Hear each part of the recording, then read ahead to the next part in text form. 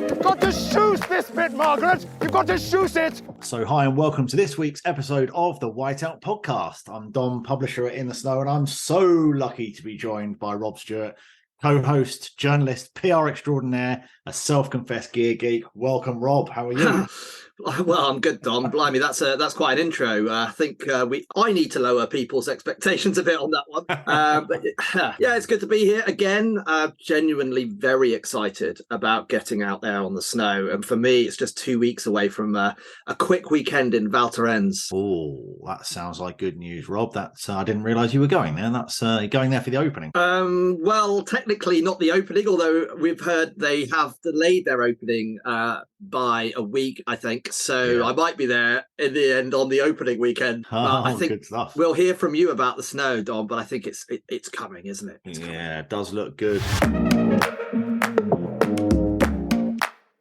So let's give a big shout out to our sponsors of this episode, Skiweekends. For total flexibility, you can stay as long as you like with Skiweekends. They do weeks too. So with more choice than ever before, they have fantastic catered chalets or 2 to 5 star hotels in more than 30 of the best known resorts across the Alps and beyond. The team really are ski experts with over 100 years of experience and are on hand to help you find your next ski break. Check out skiweekends.com to book your next flexible ski break. It's been a fortnight since we chatted, Rob. I'm looking forward to catching up on all the best snow conditions, which we're about to now, the news from around the ski world, some gear that we've managed to get our hands on, and how to save a bit of cash when you go skiing, and what else have we got coming up this episode? Yeah, we've also got, didn't know you could ski there, and the resort spotlight of the week as well, which is none other than Andermat, that incredible Swiss destination recently acquired by Vale Resorts. So first up, Rob, I'm on Snow Watch. Where can we ski now, and where is the best snow, I hear you asking? It is changing daily, which has to be good news because we like variable weather in the Alps at this time of the year. We want it to be a bit mixed up. It's looking like we could be in for some bigger dumps over the next week. We've seen a bit more snow at altitude this week, especially in the western and northern western Alps. So we're talking Teen, Alpway, Engelberg, Glacier 3000. This latter part of the week, and maybe already hit by the time this podcast goes live, is a cold front which will reach the northwestern Alps and could well bring it's exciting, isn't it? Could well bring a foot of snow in the northern Alps. So especially the French and Swiss Alps, which could see a treat in resorts like Teen, Val Thorens, Verbier, and potentially the Dolomites might benefit too. So this weekend it is expected to get colder and potentially some extra snow. We could be seeing even bigger snowstorms in the French and Western Swiss Alps, and that could extend to Italy by early next week. So I'm talking 21st, 22nd, 23rd of November for listeners. There's about 20 ski areas open in Europe already. Wow. Most of them are offering high altitude skiing, and Obergurgl was the first non-glacier resort to be open with a bit of artificial and real snow mixed in. So plenty going on. And with most resorts only a couple of weeks away from main opening, they are all praying for the big dumps that we're promising right now. The two leading Finnish ski areas of Levi, or Levi, however you want to call it, and Ruka have both been open for a month already. They started early October. They have definitely benefited from that. Levi World Cup ski race on this weekend, right? Very exciting. You're going to love Women's that. slalom, 2 days, Saturday and Sunday. Looking forward to that. So looking at country by country, Austria has the most open resorts so far, 7, including Kitzsteinhorn, Kaunertal, Pitztal, Stubai, Kaprun, Solden, and the Hintertux glaciers all open. Lech looks snowy on pictures. They're opening on the 2nd of December. Hopefully those photos aren't just media pics, so don't get too excited unless you've checked some of those webcams. I've checked and it is looking all right. St Anton also looking pretty snowy on the webcams, also opening on the 2nd of December, and Ischgl opening too, with their top of their mountain concert on the 26th of November, so not far away from that. Wow. Snow cannons are blasting, so temperatures must be pretty cold down there. And the ski Welt of Wildekaiser also looking pretty good. Kitzbühel has also opened some slopes. Obergurgl in the Tyrol fires up its lifts. Oh, I think that's today they're opening up. Which is really? News. Amazing. On to Switzerland. Engelberg, Muren, Zermatt, Sarsveig, Dierveletzer near St. Moritz, all open and looking okay. but it is early days. So again, do keep an eye on the webcams and those detailed weather forecasts. Arosa Lenzerheide has also opened, as well as Verbier. I wonder if they're going to do their usual Santa skiing the first week of December, which always looks quite cool. I'm sure you do. Sure they will, don't you? Yeah. Well, yeah. I'm always up for dressing up and skiing. Yeah. We don't want to know about that. And then Adelboden and Andermat, they're also both open, and the same applies there. And Glacier 3000 Nigerstadt opening this weekend. If I was to get excited about any resort in Switzerland at the moment, it'd probably be Saas-Fee. That looks pretty good. Moving on to France.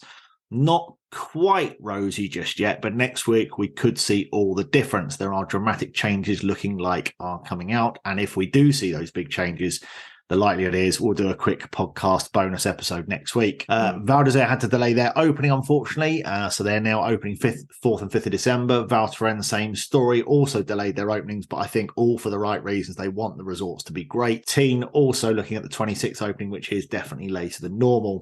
Les Menuires and Courchevel, they're looking good on social pics. Let's hope they're telling a good story and a truthful story there. So let's hope this new front coming in this weekend might well bring some good news. So moving on to Italy. 2 glaciers are currently open in Italy, Val Senalis and Chavinia.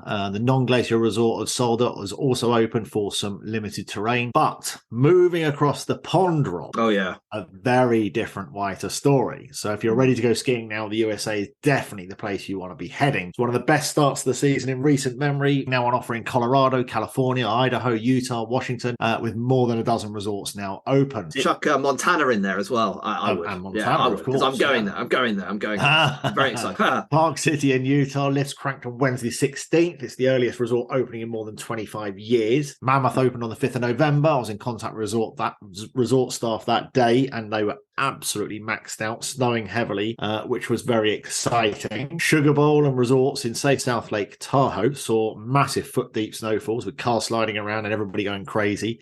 They all kicked off their season earlier than initially planned on Saturday, the 12th of November.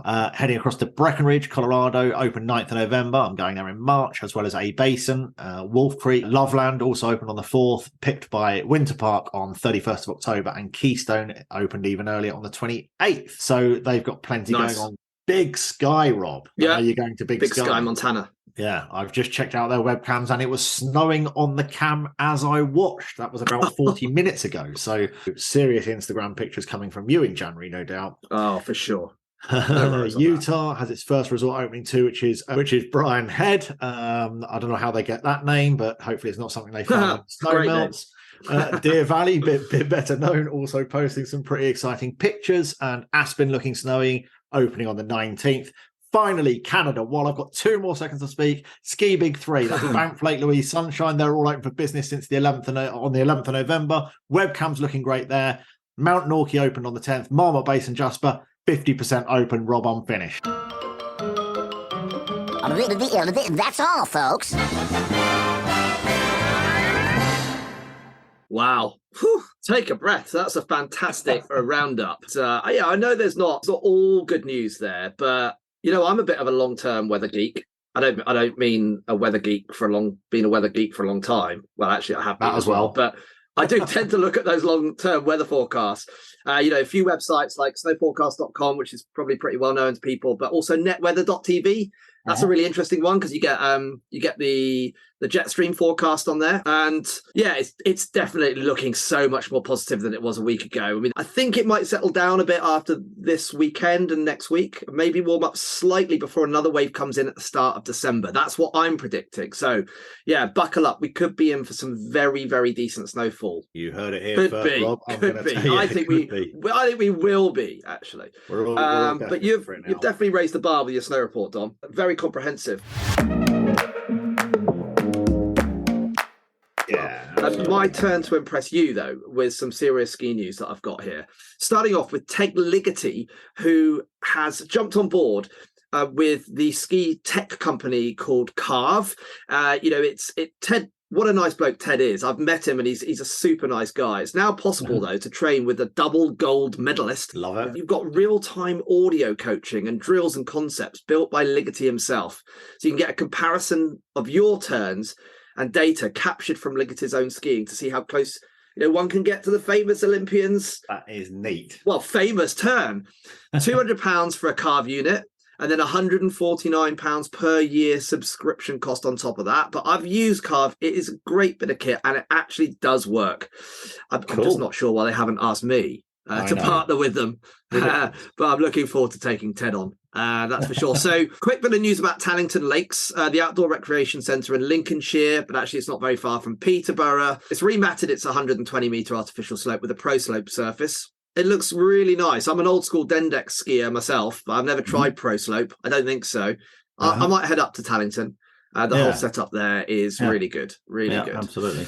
Peak Retreats, tour operator that we know very well. I just recently bumped into Xavier Schuller, the owner of Peak Retreats, at a travel event last week in London. He looked as sprightly as ever after 20 years of tour operating. They have 75 resorts in the programme now.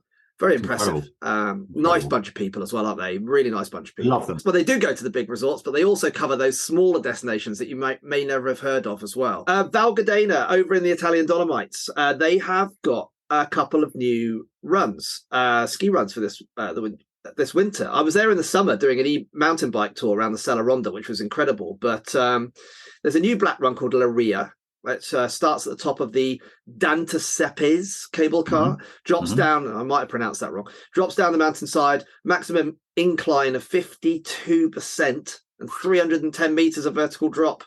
Wow. Pretty impressive. Yeah. The other new trail, Pilat, formerly an off-piste route through a rocky forest from the Cesar Alm to Ortezay, town of Ortezay, very smart town.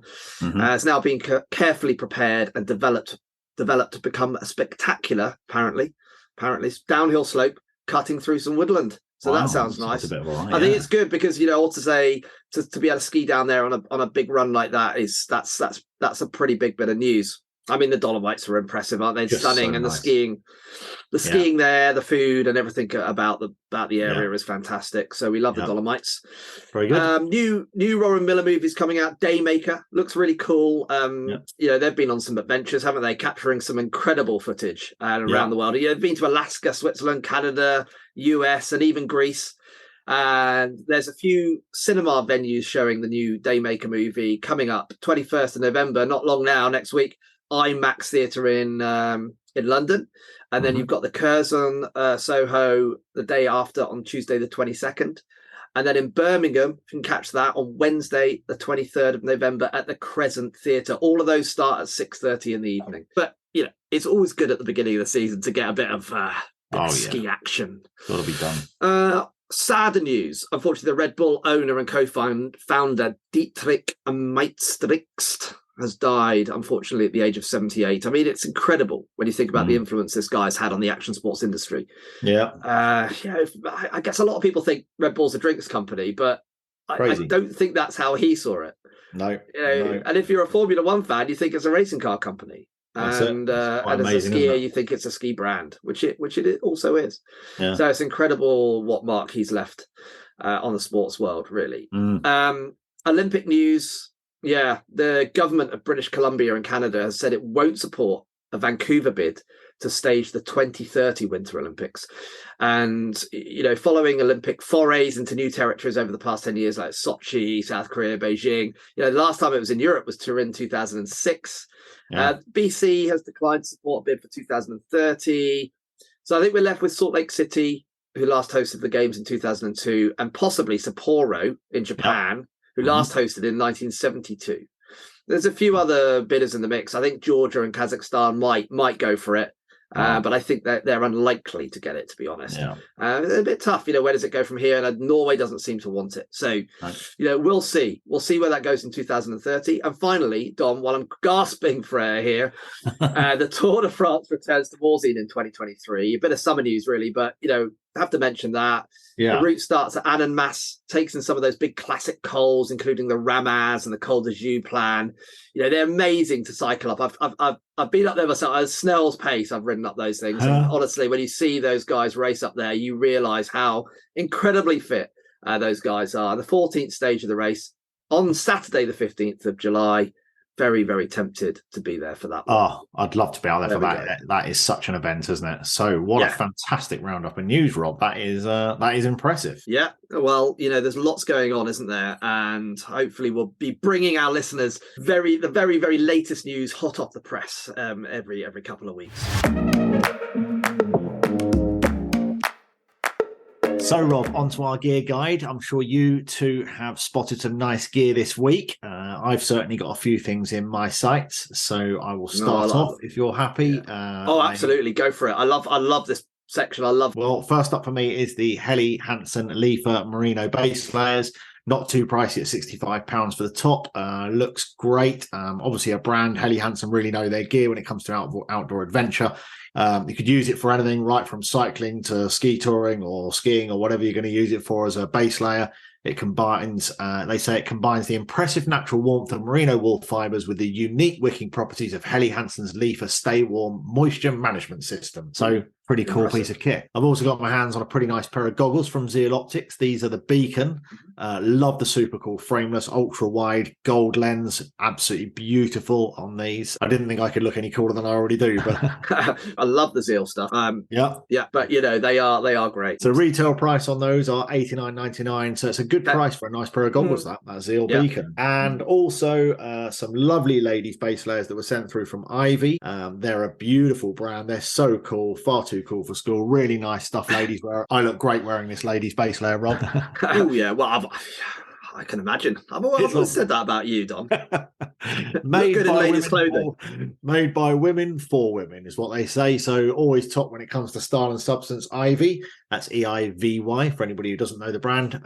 We've been sent this very cozy leopard print layer made using 88% recyclable polyester, super soft fleece line, high collar. It's an absolute game changer for those ladies on the cold slopes. So those cold, windy days, pull up that nice high collar, and they've got some real nice leopard skin print base layers. Nice for them, though. I mean, how come women always get those leopard skin prints and men get what? Black, blue? Why can't I have? Why can't I have something like a gorilla print base layer, for example? That's what Why can't we have that? We never get stuff like that. You do make me laugh. You do sound slightly like Boris Johnson when you say stuff like that. But I could, I can. That's a scary thing. I can get you a gorilla print if that's what you like. I'll get that made just to see you wearing that on the slope. So yeah. Oh, I'd love that. So there you go. And I think the final thing that I got my hands on this week was Dope. I mean, obviously this brand is super cool. They're so cool they even call themselves Dope. They are quite frankly dope. Yeah. I don't think you can get away with saying dope or stick or even stoked or any of those other, down with the kids expressions, man. So stick to the script, Dom. You plonker. Thanks, Rob. Thank you very much. I'll take that as I don't know what. It sounds like one of my children talking to me. So anyway, Dope, predominantly a snowboard brand. Clothing's pretty nice, I have to say. Very nice blocky colours, looks really good. I thought it was more of a youngsters brand, but actually you're seeing a whole new wave of these independent brands now coming out with these superb ski and snowboard gears. It really does look good. You're talking between 130 and 250 quid for jackets, similar price for pants. And Dope have got a whole range of everything from goggles and fleeces and gloves, beanies, the whole shebang. Yeah, I'd honestly say well worth checking out Dope. You can buy direct off their website, which is ridestore.com. But then they have Montec Wear as well, which is their ski brand. So it looks very, very nice. I've got hold of this stuff. My wife tried on the ladies stuff. I've tried on the men's. And actually, it's tasty stuff. I think I am going to be down with the kids, Rob. I think I'm going to look sick. There you go. Stick that in your pipe and smoke it. Maybe not. Exactly. I got the joke. Oh, good. Like not to be outdone by you, Dom, I've got some pretty sick stuff on my list here as well. Okay. So you can say about this. I've got a brand new brand here, Wolf Merino, environmentally sustainable base layer brand. It's just launched from Norway. Pro snowboarder Sturla Sandbeck is an early investor in this and ambassador. They've got two lines. There's a high performance line featuring a 10-cord merino wool blend and an everyday line featuring 100% merino wool. You've got long sleeve and short sleeve tops and bottoms, all those base layer stuffs, but socks, balaclavas, beanies, neck gaiters.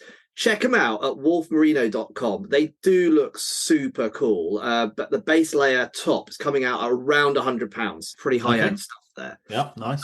Very good. New collaboration between Dina Star Skis and the World Freeride Tour. And there's Dina Star have got the M3 108 Freeride World Tour limited edition ski. So freeride ski, co-designed by Edgar Chalos and René Bacard, World Freeride Tour skier.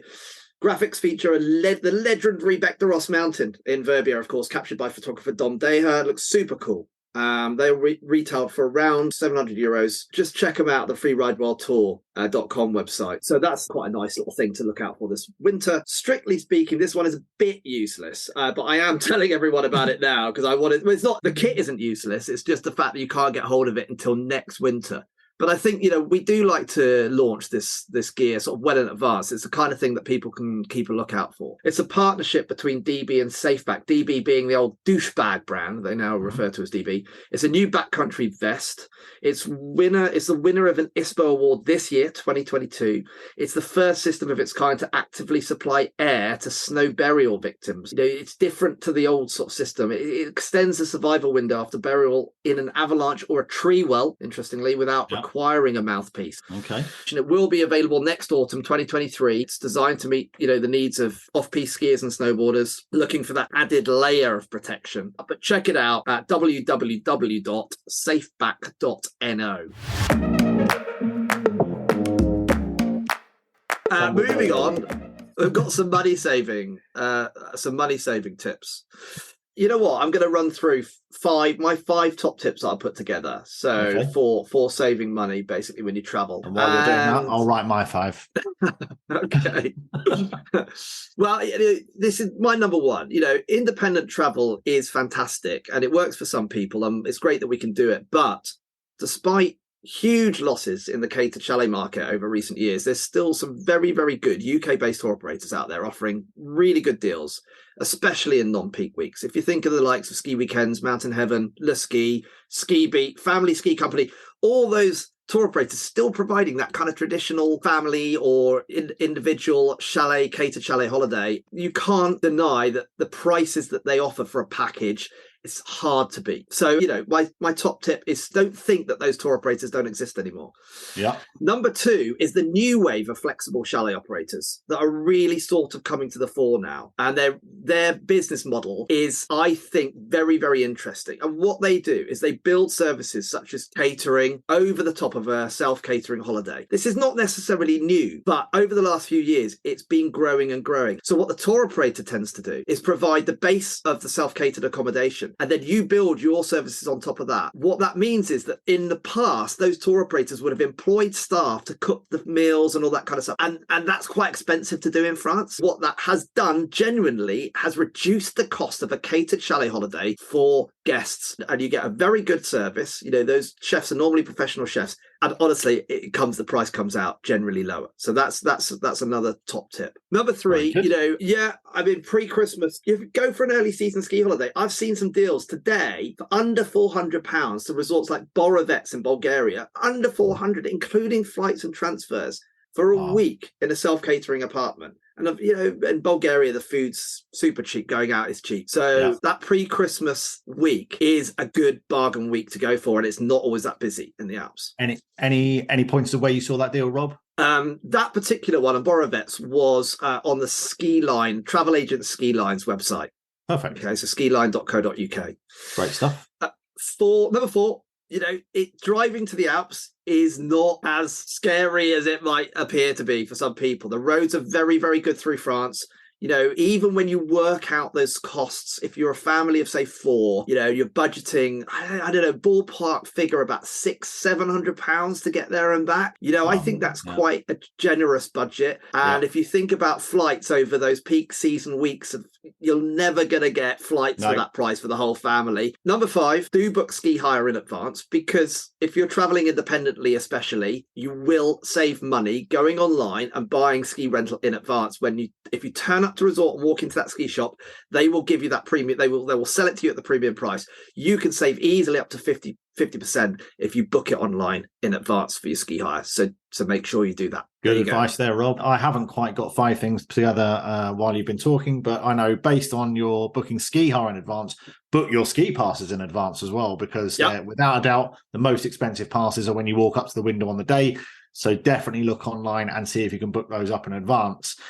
Borrowing ski gear off a mate. There are plenty of people that only do one trip a year, so don't rush out to buy a new jacket or buy skis or buy boots or whatever before you go. Borrow stuff off a mate if you can. So also consider smaller resorts that connect up to big terrain. That's if you even need big terrain. So places like Aurel connecting to Val Thorens or Brie-de-la-Bas connecting up to the 3 valleys there.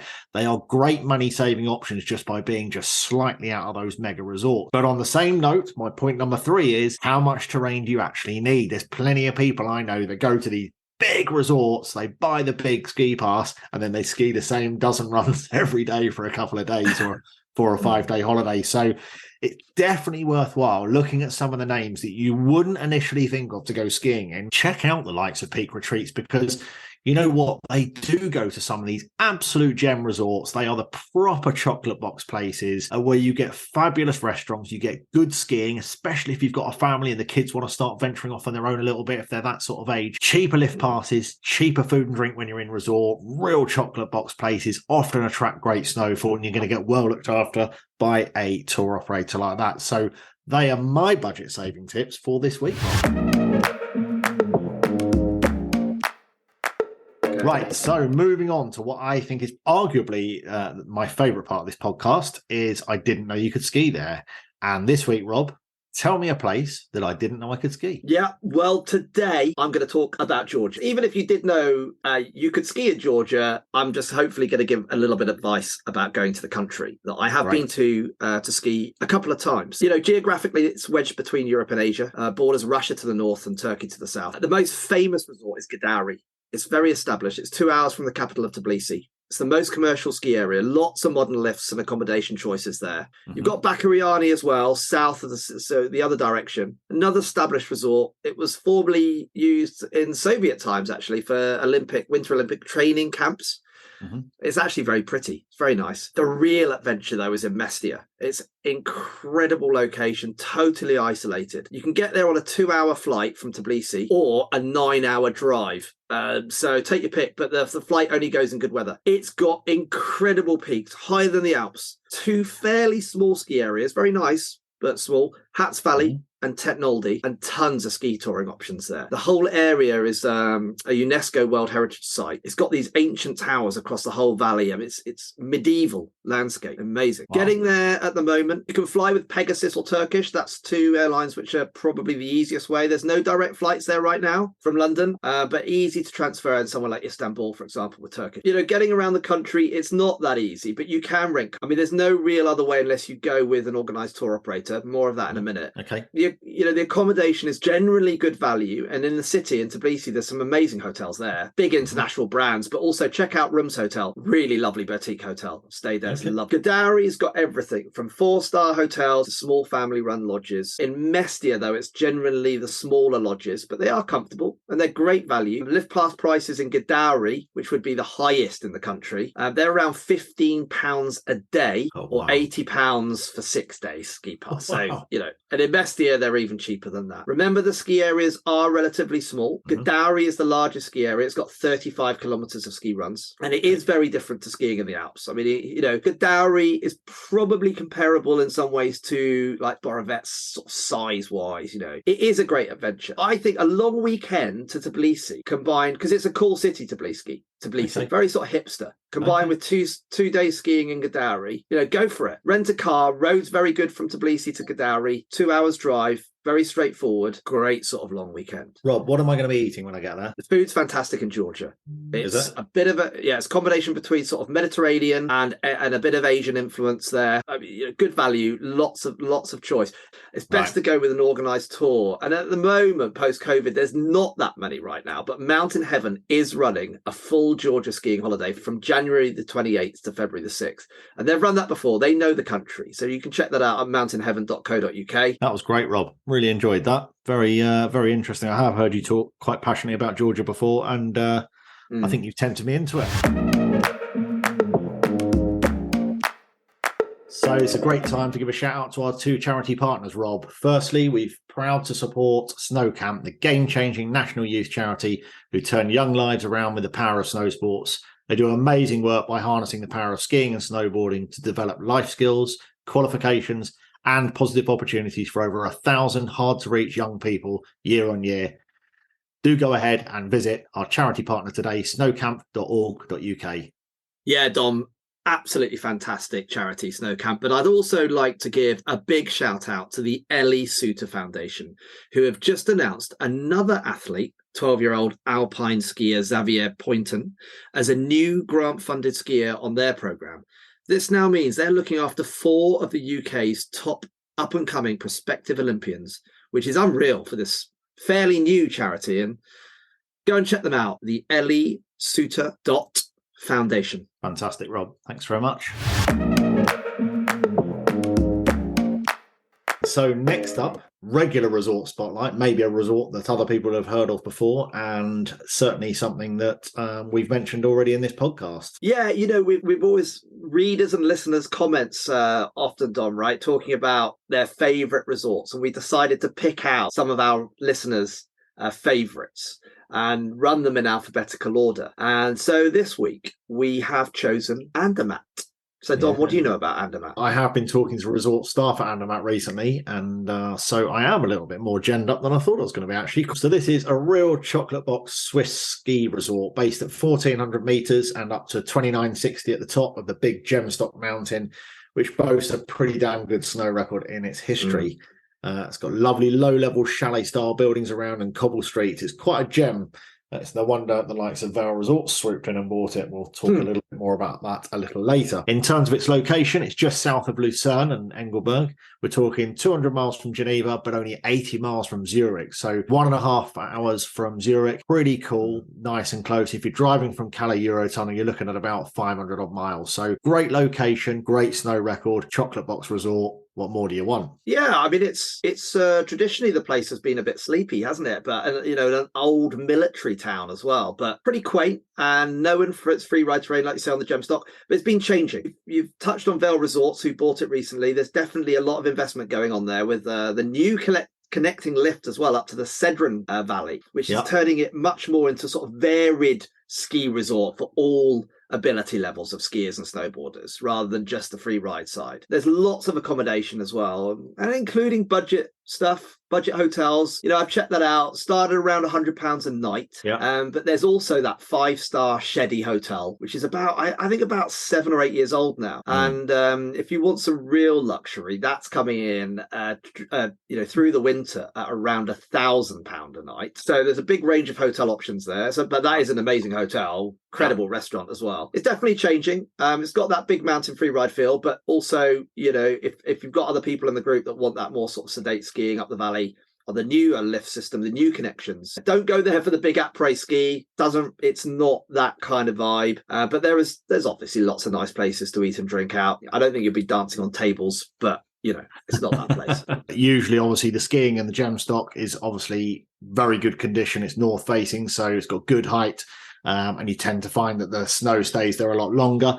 I think it's called the Natchen area. That gets a lot of sun. So obviously later in the season, that tends to cause, you know, come into sort of more slushy area. I like the place when I went there about 6 years ago, and I joined a mountain guide led trip with the Ski Club Great Britain, actually, Fresh Tracks. And I got to experience all that off-piste on the Gemstock, meal at the Sheddy, which was lovely. I stayed at the 3-star Sonne Hotel right in the middle of town. And that costs around £200 a night for a double room with breakfast, so for 2 people. That's so right. Yeah, it's not bad. It's a nice place. It's a very, very sort of old, nice, lovely hotel.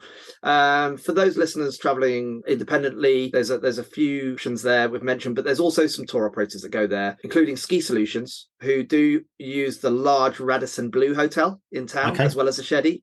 And also Ski Club Fresh Tracks, as well as the independent tour operator Snowwise as well, that have accommodation in town. Good. Nice one, Rob. Well, that's the first of our resort spotlights. I think that was pretty informative. I hope our listeners liked it. Let us know if you did. So let's give a big shout out to our sponsors of this episode, Skiweekends. For total flexibility, you can stay as long as you like with Skiweekends. They do weeks too. So with more choice than ever before, they have fantastic catered chalets or 2 to 5 star hotels in more than 30 of the best known resorts across the Alps and beyond. The team really are ski experts with over 100 years of experience and are on hand to help you find your next ski break. Check out skiweekends.com to book your next flexible ski break. So before we go, a quick reminder to listeners, do subscribe to the podcast. But we have episodes every week, all kinds of good things coming up. We've even got an episode with Lindsay Vonn coming up shortly. You enjoyed that, didn't you, Rob? Oh, yeah. I mean, who wouldn't mind being in a room with Lindsay Vonn for a while, having a chat? It was all good fun. All good fun. Oh, I love it. Well, I definitely ask listeners to leave a review if they like our podcast. If they don't like the podcast, maybe keep it as a secret and don't tell any of your friends. And that is about all for this week, isn't it, Rob? So anything else from you? Well, very quickly, check out the Dave Riding interview if you haven't already done so. Also, next time, we have a bit of a celeb joining us. So, we'll spend a few minutes unearthing their inner ski secrets. That sounds pretty interesting, Rob. And of course, that cold front will be under our watchful eye, looking out for the dumps of snow for this week and the early part of next week, which we might well do a bonus episode if we get enough of it. So, Rob, until next time. Until next time. Cheers, Good Dom. to see you. Take it easy. Mais non, talkie-walkie. Pretty sure it's called a walkie-talkie, mate.